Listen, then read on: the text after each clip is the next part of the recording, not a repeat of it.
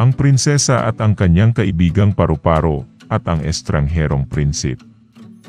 Sa isang malayong kaharian, may nakatirang isang magandang prinsesa na nagngangalang Rosalinda. Siya ay kilala sa kanyang kabaitan at pagmamahal sa kalikasan.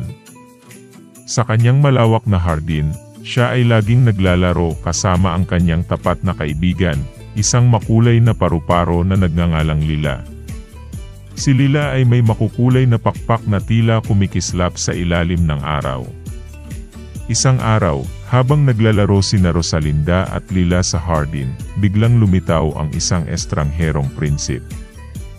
Siya ay nagmula sa isang kalapit na kaharian at nagngangalang Prinsip Miguel. Si Miguel ay nawawala at naghahanap ng daan pauwi. Magandang araw, Prinsesa Rosalinda, magalang nabati ni Prinsip Miguel. Ako ay si Prinsip Miguel, at ako'y nawawala. Maaari mo ba akong tulungan? Bagaman siya ay isang estranghero, naawa si Rosalinda kay Prinsip Miguel. Siyempre, Prinsip Miguel, ikaw ay aming tutulungan.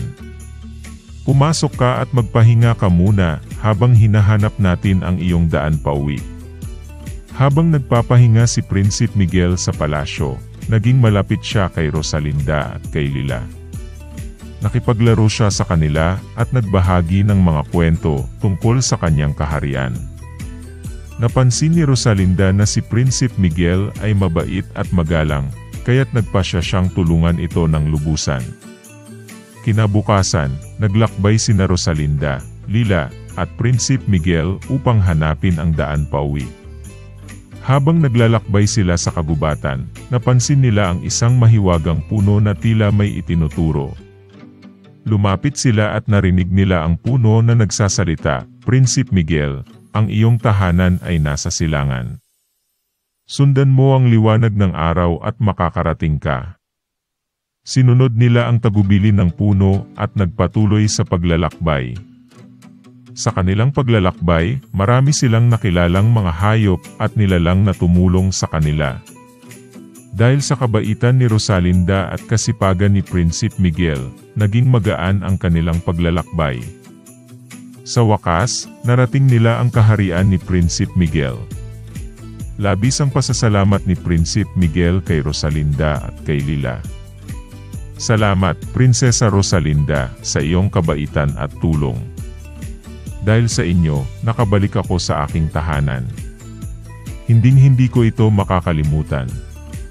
Ngunit bago sila maghiwalay, nagpaalam si Prinsip Miguel kay Rosalinda na may pangako, babalik ako upang makipagkita sa inyo. Ang iyong kaharian at ang aking kaharian ay magiging magkaibigan magpakailanman. Bumalik sina Rosalinda at Lila sa kanilang kaharian na may mga bagong alaala at isang bagong kaibigan. Sa kanilang puso, alam nila na ang kabaitan at pagtutulungan ay nagdudulot ng matibay na pagkakaibigan at pagkakaisa. Moral ng kwento. Ang kwento ni Prinsesa Rosalinda, Lila, at Prinsip Miguel ay nagtuturo sa atin ng halaga ng kabaitan at pagtutulungan.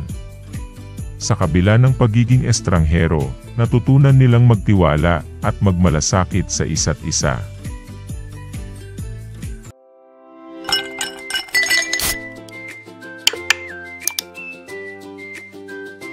Please subscribe.